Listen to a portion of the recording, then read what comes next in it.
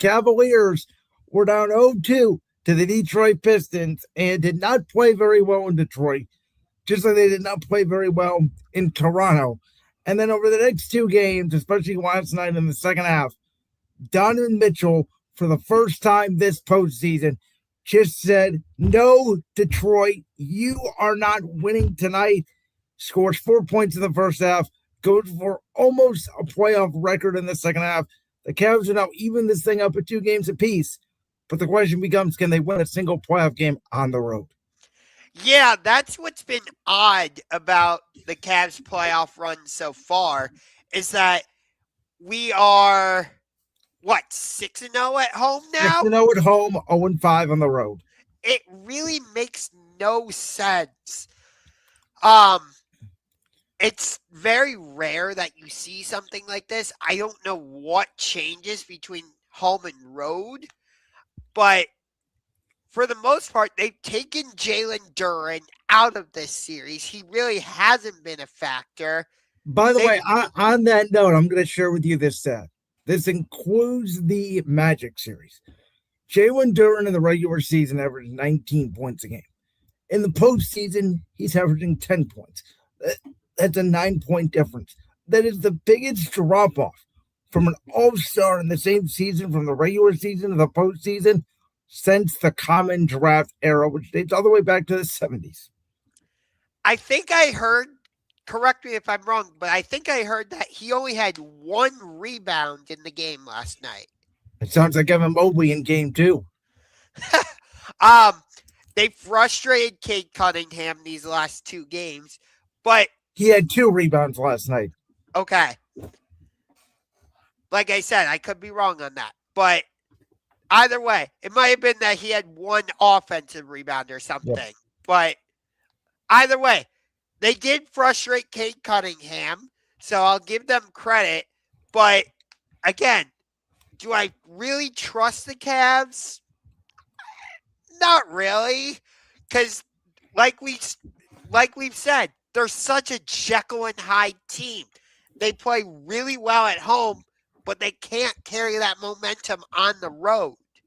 And the other thing they did last night and in game 3 that was different than game 1 and game 2 is they started off fast. They forced Detroit to go the first time out. But in both games, really, I mean, game 3, you're up 17 at halftime. Game 4, you've gone the 22-0 run in the third quarter. And yet you start the fourth quarter and you look up and it's still a ball game because the Cavs did not close that deal. Yeah, but this is the NBA, and we've seen 20-point leads vanish in a flash. So was I really that surprised when Detroit made their comeback from down 16 to make it a ball game? No. Well, counterpoint to that, the Pistons are not really a great three-point shooting team. And the Cavs' best quarter all postseason, including the Toronto series, has been the third quarter. Their worst quarter, without a doubt, has been the first quarter. They're always behind by 10, it feels like, at the end of every first quarter, and then they have to make it up in the second half. Yeah, and we allowed Karis LeVert to go for 17 last night. Well, I would say he replaced Duncan Robinson's production. Is that fair? Because Duncan Robinson didn't do a ton last night. No, he really didn't. But Detroit's not going to change their starting lineup. Duncan Robinson is still going to be in there. No, Duncan Robinson, Tobias Harris are providing critical scoring bunches. But last night it came down to Cade Cunningham did not have his best game, and Donovan Mitchell, with the Cavs down by 4 at halftime, went into the third quarter and just said no, no, no. And he became the number 1 player that really he should be all along last night. It's also that Cade doesn't have that true second playmaker. He has to set up Tobias Harris. He has to set up Jalen Duren. Okay.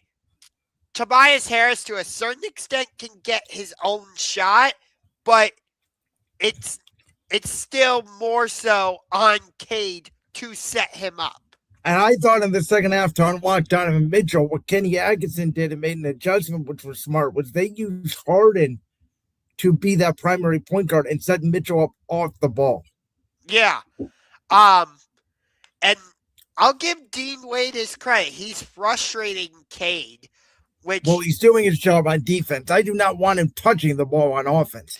yeah. And I got to give another guy credit because I think this guy, with his momentum, I think he won Game 3. Not even James Harden, not even Donovan Mitchell. I'm going to give my flowers right now to Max Strus. See, I'm not a big Max Strus fan. I'm really not. I think Max Strus won the Cavs Game 3 with that steal off the inbound Wade. He ended up weighing it in. And every time you look up at home, he struggles on the road. But at home, every time you look up and Detroit's got some momentum and you need a play, who makes it? Max Strus. Yeah, I'll give him his credit. But like I said, I'm not a big Max Strus fan. I feel like at times defensively, he's like a traffic cone. And well, if you think he's a traffic cone, then what's James Harden? Invisible. I mean, well, this was my fear when we made the trade, and I've been going back and forth via text with our man Jalen Sandvik all week because Jalen just thinks I'm blasphemous about this. Because I don't think the Cavs have played very well at all in a full game yet these playoffs. I don't think we've seen a full game where the Cavs have definitively been the best team to start to finish. Maybe Game 1 against Toronto. I would say slightly Game 2 against Toronto would. Yeah, because they were on most of the time. But, I'm talking like, because even Game 7, they had the third quarter moment. Last night, they had the third quarter moment. But they didn't play well the whole game. Right. I felt like our most complete game this postseason thus far. I see what you're saying about Game 1. But I felt like Game 2 against Toronto was our most complete game. Well, what's the scary part? What happened in Game 3? They got blown off the court.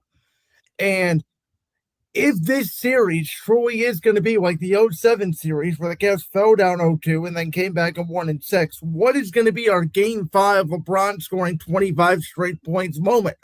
As I'm watching the game last night, I was thinking, is that moment by Donovan Mitchell, was that just the Game 4 equivalent to what LeBron did in Game 5 in 07? Because that's what it felt like to me. Well, if this series is going to shape up like 07, then who's going to come out and be Daniel Gibson? Strus has that potential. Sam Merrill, who is a hot and cold shooter, obviously has that potential, but it's going to come down to rebounding. It's going to come down to can those bigs of Jared Allen and Evan Mobley control the paint. Yep. So, all right, well, from one team in the East to the other, because the New York Knicks, after the Philadelphia 76ers came back down 3-1 to the Boston Celtics, the New York Knicks came out and outside of Game 2, completely mollywopped the Sixers. Yeah. Game 4 was probably over by the end of the first quarter.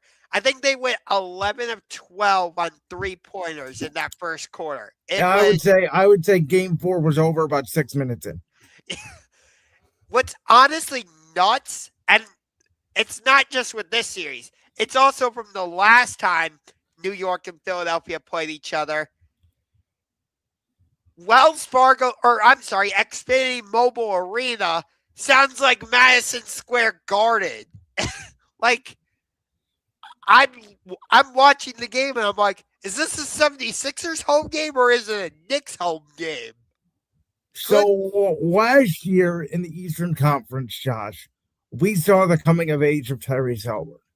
And certainly this year, the Pistons move on and maybe if they beat the Knicks, we could see the coming of age of Cade Cunningham. But I really felt like this postseason has solidified Jalen Brunson's status as a superstar in this league. Oh, for sure. And I honestly thought losing OG Anunoby would hurt the Knicks. Nope, the machine just keeps running. But I told you the Knicks' most important player. I'll give Jalen Brunson his credit for sure. But when they made that change and late in the Atlanta series and started funneling the offense more so through Cat, that's when the switch flipped for them. I told you, Cat was their most important player, not Jalen Brunson. Well, I would argue Jalen Brunson is their most important player because if they don't have Jalen Brunson, they're not even in this position. Okay, fair, but oh, how do I say this then? Because you are right. Jalen Brunson has made the difference for them in terms of where they are, but in terms of them playing so well, Cat has been that. That's So, fair, but who's the one that also told you going into the playoffs? Who is the team that's going to come out of the Eastern Conference? The New York Knickerbockers, because they were playing with their food in the regular season, because just like the Minnesota Timberwolves, who reportedly told Chris Finch, we don't give a damn about the regular season. That's how I felt like the Knicks felt. And they were just going to come out and they were going to play their best basketball in the postseason. And between Brunson, Cat, Mitchell Robinson, McBride, and Anobi, Bridges, they have so many bodies that can throw at you. They are arguably the deepest team in the East. yeah, and Mikal Bridges has caught a lot of flack throughout the season. He did not play well in the Atlanta series, but he did play better, especially defensively in the Philly series. Yes. And the last two banners that are hanging in the Xfinity Mobile Arena, those came courtesy of Josh Hart, Jalen Brunson, and Mikal Bridges, Villanova. Well, the question on everybody's mind, though, is so the Sixers, they defeated the Celtics in 7 games and made that comeback. So what does this now say, Josh, about the direction the Celtics should go into? See, this is the more interesting part of this sweep to me, is not that the Knicks destroyed the 76ers. It's what does this say about the Celtics? And God, I don't even know where to start with this. Like, because Jason Tatum wasn't healthy for most of that series, but what do you mean he was healthy for most of it? He only missed Game 7. Oh yeah, you're right. You're right. My bad. I don't know why I just said that. That was complete mistake there. But anyway, for the Celtics to blow that 3-1 lead and ruin the series that basically we all wanted to see, Celtics Knicks Part 2, and then see the 76ers get absolutely manhandled in the manner they did, I don't even know what to say about the Celtics, honestly. Josh, I think I know you're going to be mad by my answer, but if I'm Brad Stevens, I am thinking long and hard about breaking up the duo of Jason Tatum and Jaylen Brown, and the guy I'm not trading out of those two is Jaylen Brown. Interesting. Let me ask you a question on that, because the Milwaukee Bucks have said they are going to start seeking trades for Giannis. If you're the Boston Celtics, do you call the Milwaukee Bucks and ask about Giannis? You absolutely do. Now, let me ask you this. If you're the Bucks, who would you rather want? Jason Tatum or Jaylen Brown? Oh, boy. Because if I'm the Bucks, I know my answer. And if you're the Celtics, would you rather pair Giannis with Jaylen Brown, or would you rather pair him with Jason Tatum? Well, I'd rather pair him with Jaylen Brown, but I know Milwaukee's going to want Jaylen Brown, so if I have to give up him to get Giannis, I will. And you would pair Giannis with Jason Tatum then? No, I would rather pair Giannis with Jaylen Brown, but Milwaukee's going to want Jaylen Brown, so I'd have to give him up. Milwaukee is going to want one of two things. They're going to want the number 1 pick in the draft, which Washington is obviously not giving up, or they're going to want a top 5 pick or a top 10ish player in the league that they can restart their franchise with. So either they're going to go with like in Atlanta at pick 8. Maybe, I don't know if Giannis would love about Chicago, that they don't really have a lot of other building assets. Maybe the Clippers, now that they have pick 5 from the Pacers, maybe you inquire about that. But you're going to either want one of those top 5 picks, or you're going to want a Jaylen Brown, or an Alfred Sengun, or a Stephon Castle, one of these established, young, great players. Yeah, but what this series also says to me about the Celtics is maybe they missed their another opportunity because I don't think the Eastern Conference was that difficult, other than maybe New York. So this is the weird thing, right? Going into the year, we all said it was a gap year for the Celtics. Who cares? Jason Tatum's out, rest and recover. But you get to the end of the season and you look around, and hell, maybe number 23 comes back to Cleveland one other time. Who knows? Maybe Giannis Antetokounmpo ends up in Cleveland. Who knows? The Knicks are still going to be around. Indiana's going to be better. Detroit at one more year under their belt, I think is going to be better. I would say don't count out Orlando, depending on what they get, potential shooting, new coach. I think the East is going to be significantly better next year. So to your point, yes, I agree that, Boston, you didn't have Tatum, but I've said it before. They didn't even need Tatum, I thought, to win the East. Yeah. And obviously they had to trade some of their key players from the championship team, like Drew Holiday, Kristaps Porzingis, and others. But I still felt like they had enough. But, And I think Jaylen Brown going on Twitch and making all this noise, listen, I think Jaylen Brown's been a good soldier. He was there. Remember, he was drafted the 3rd overall pick in 2017. Jason Tatum came in 2018. So he was there the year before Tatum. I think Jaylen Brown has always viewed himself as equal, if not better than Jason Tatum, but he's been a good teammate. He's been a good locker room player. And I agree with him that this was probably the most fun he's ever had this year in his career. And I know what you're going to say, Josh, is, he won the title 2 years ago. Yeah, but he wasn't the man. That was still viewed as Jason Tatum's team. Even though he won Finals MVP, yes, I think he won Conference Finals MVP. Correct. But what was the debate that we were having on this show? You kept telling me that you believe Jason Tatum was the better player. Yes. No, I was trying to argue, let's not have that debate and just have them as equals. But you can't. You can't have an equal on a basketball team. Name me one NBA team where the guy has been seen as equal. 2 stars have been seen as equal. Because even LeBron and Dwayne Wade in his prime, that was viewed as LeBron's team. Even though he came to Wade, Wade gave that team up to LeBron. Yeah. It's always somebody else's team. What about even the Kobe? The baby teams, even like the Toronto Raptors, right? I thought that was viewed more as DeMar DeRozan's team than Kyle Lowry's team, personally. Like, even the Shaq Kobe Lakers, that's like I think you were about to say, that's really the closest we've gotten, but Shaq was still viewed at that time as the better player. Probably. And the Spurs were clearly Tim Duncan's team. Yes. So Boston was sort of a weird anomaly situation. And I think Jaylen Brown is saying, guys, I'm ready to carry this team. Yeah. I think it's going to be a huge... Jaylen Brown. Go ahead. I didn't love that Jaylen Brown went on Twitch and said that.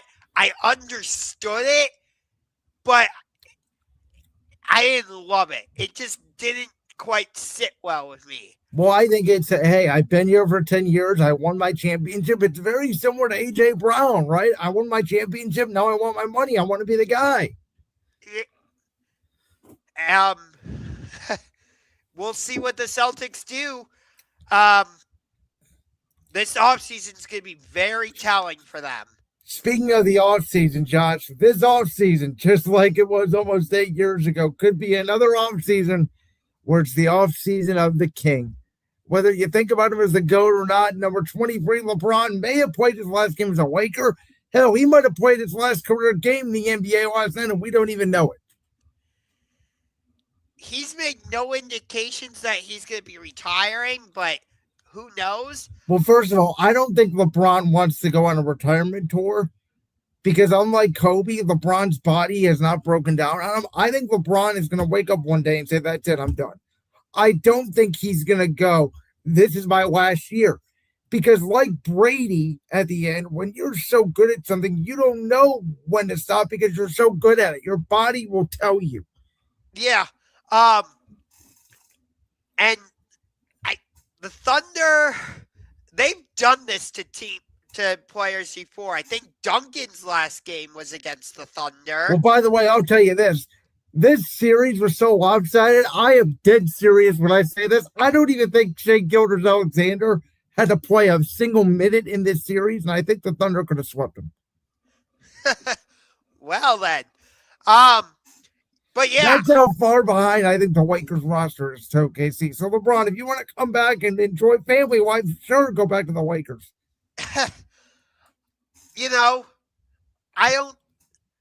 I don't think this is going to be the summer of LeBron. Like how you just said it.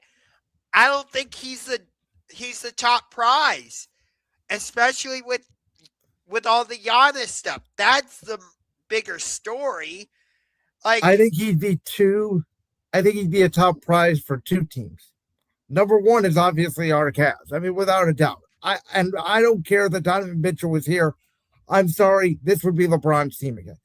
Because LeBron would be viewed as the guy to get us over the top. Because nobody believes in their right mind, even if we make it out of the East, that we're winning the NBA championship this year. No. If we do make it out of the East, if we face OKC, okay, maybe I'd give us a game. We'd get swept unless OKC be courtesy enough to let us have one on our home floor so they can win it at home. San Antonio. We would get swept. Yeah.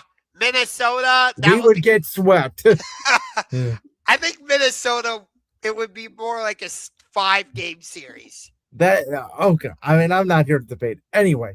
The other team, I think, would be the Knicks. Because even though that team is Jalen Brunson's team, and it'd be a nice story, LeBron coming to New York where he's always wanted to play, Mike Brown, his first major coach with the Cavs. It was the second overall coach because Bo Silas was here this first couple of years. Excuse me. I know Jalen Brunson's there, but again, that's another situation where LeBron would be viewed as the guy to put them over the top. Yeah. And I think it's the Lakers are Luka's team now if he can stay healthy. But that's the question because I thought it was Luka's team. Luka's not healthy anymore, Josh. No, I think I saw he's not even going to be playing for the Slovenian or correct. And they obviously have decisions to make with Austin Reeves and all that. Listen, if LeBron wants to come back, he knows he's not winning a championship. Yeah. And by the way, even with his 2 tenures in Cleveland, he spent the most amount of time in LA. He's on year 8 or 9 with them. This would be, I believe, year 8. It would be the most time under one team because he did 11 total years in Cleveland if you combine the two. Yes. But I'm talking about in one state. Correct. Yes. Which does feel weird that LeBron's been in LA for so long because it does not feel like it's been that long. No, it really doesn't. And like people still talk about whether that 2020 championship is legitimate or not. But at the end of the day, he still did it. And that's the biggest accomplishment of the Lakers' feathered cap. Oh, and yeah. To me. And I think, on that note, that's why Anthony Davis is in Washington now. And what screwed LeBron over with the Lakers is twofold. Number one, AD never became the guy that LeBron thought he could be. When they won that championship, the next year, Anthony Davis was supposed to be the best player on the team. And Anthony Davis was never healthy and never reliable. And we've seen what his career has become. And now I think Anthony Davis has even discredited that championship he won with the Lakers. And Luka came over and oh my God, LeBron and Luka are going to play together. This is going to be great. And Luka's never available. No, I don't think he's played a single game in this series against OKC. He did not. He did not play a single playoff game. Damn. By the way, his last game he played this year was the game that they watched the Thunder and they were losing by 40 by the end of the first quarter. Yep. So, I mean, you tell me, like, I know LeBron's tenure in LA is going to be looked at as the least successful one. He only won one championship, and he was swept a couple times and all that. The Lakers, in my opinion, massively as a front office, failed LeBron. You know what's crazy is you look at what the Cavs front office has done since Donovan Mitchell has been here. It feels like they've done more for him than what we did for LeBron while he was in Cleveland. And you know what the missing piece is on our team? A big, giant, 6'9" wing who's a leader. Yes. We have not had a true small forward in years. And we still don't. And I like Jalen Tyson, but he's not that guy. No. And I thought DeAndre Hunter was going to be that missing piece, and he didn't prove to be that. But, no. Talking about the Lakers, I think you're right. They really didn't help LeBron with anything. They went out and got DeAndre Ayton because that's the type of big man that Luka likes to play with. But guess what? Luka's never healthy. I'll throw one more team out there that I think is a possibility for LeBron. And this team wouldn't be in line to win a championship, but it would be more of a fun all-star team up. Golden State. Steph, LeBron. I would want to see how that dynamic would work between Steph or Draymond Green and LeBron. I think they would get along great together on the court. I'll be honest with you, because Draymond could be the enforcer. That would be. I think that would be entertaining. But if LeBron goes to New York, like you're suggesting, if he doesn't go on a retirement tour, the NBA would benefit greatly from that and make a ton of money off of that. Think about it. He's in a Knicks jersey playing in the world's most famous arena. It's his retirement tour. Yeah. All right, so we got to get to T-Wolf Spurs here. Game 5 is tonight. And Game 4, Josh, I'm rooting for the Spurs for one reason. Because I want to see them knock off the Thunder, and I don't think Minnesota can. And Game 4 ripped my heart out because I firmly believe the Spurs were going to win that game. Yeah.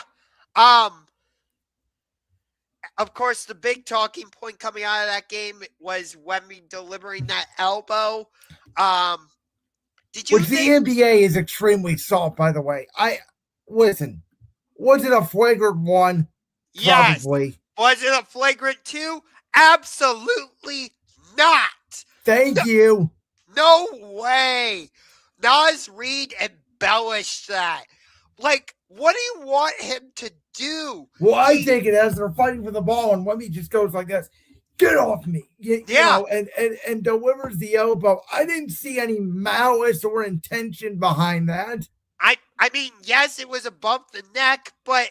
Oh, boo-hoo. In the 90s, that was an offensive foul, and let's go. There was no review. Like, come on, man. I hated it. I am so glad that the NBA didn't suspend him. There was no fine. That was a Wemby, you need to come out tonight and put up a 40 burger or hell, even a 50 burger.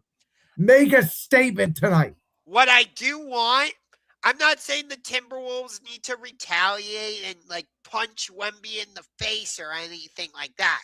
But I want them to bring a level of aggressiveness, physicality, be angry that Wemby didn't face any type of punishment or discipline for that hit. Whether it should have been a flagrant 2 or not, doesn't matter.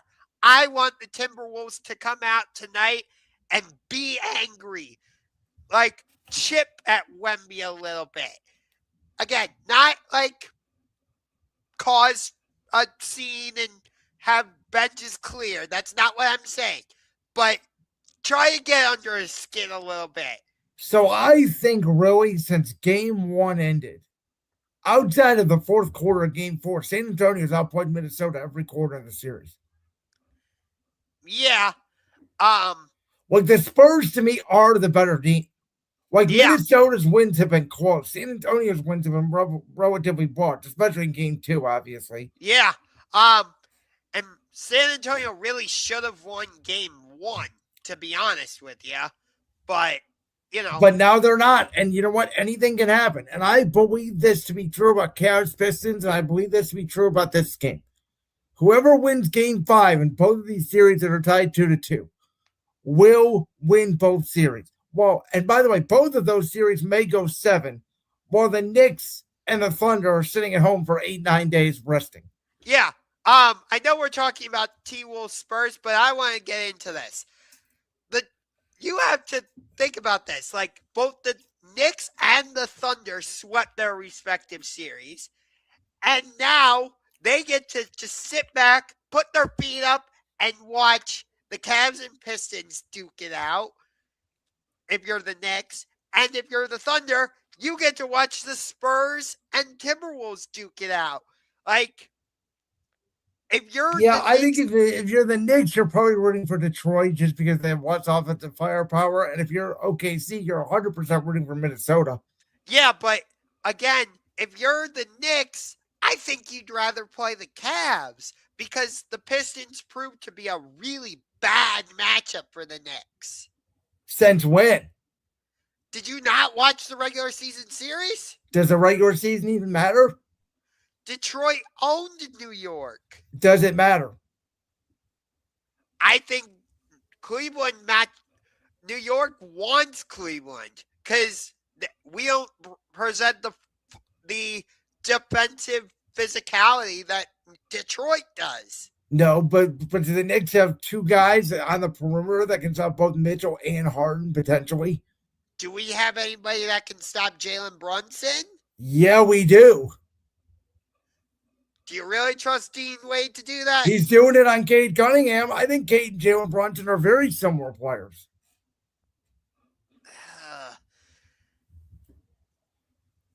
Listen, I think Cade Cunningham is the third best American player. I think he's better than Jason Tatum. I absolutely do. I think it goes and Cunningham and Brunson in terms of American players right now. Honestly, after this postseason, you might have a point on that one. You really might. Although I think Jaylen Brown has a very valid argument as well.